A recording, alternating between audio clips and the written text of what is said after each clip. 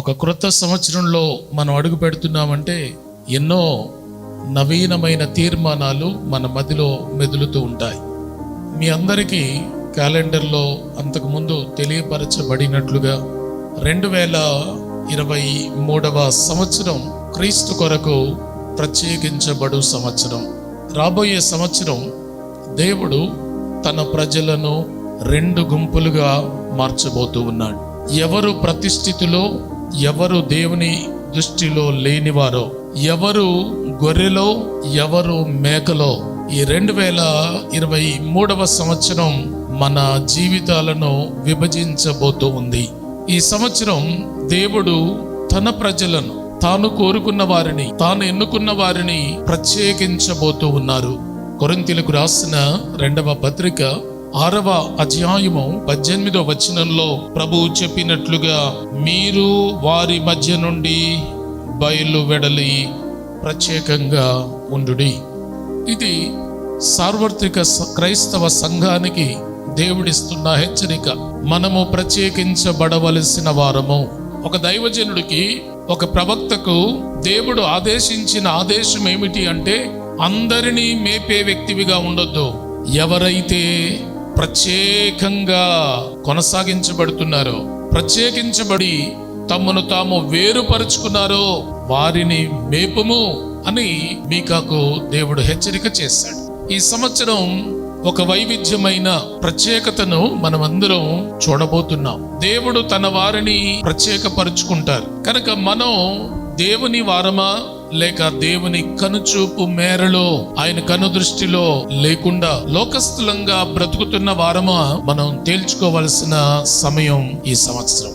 ఈ సంవత్సరం మన జీవితంలో మారకపోతే శ్రమ, మారకపోతే బంధకం, మారకపోతే కష్టం మన కొరకు పొంచి ఉంది అన్న విషయాన్ని మనం మర్చిపోకుండా దాన్ని జ్ఞాపకం చేసుకోవాలి. ఈ సంవత్సరం మనకు ఉండాల్సిన 2వ ప్రత్యేకత ఏమిటంటే, కాని స్థలానికి నీవు వెళ్ళకూడదు. ఇది దేవుడు నీవు ఉండకూడని స్థలం అని చెప్తే,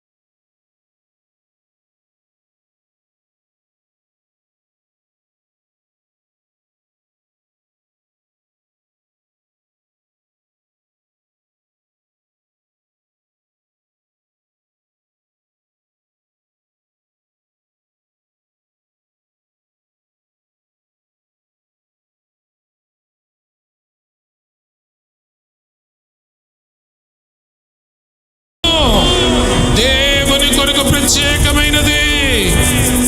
నువ్వు ప్రత్యేకించబడాలి. నువ్వు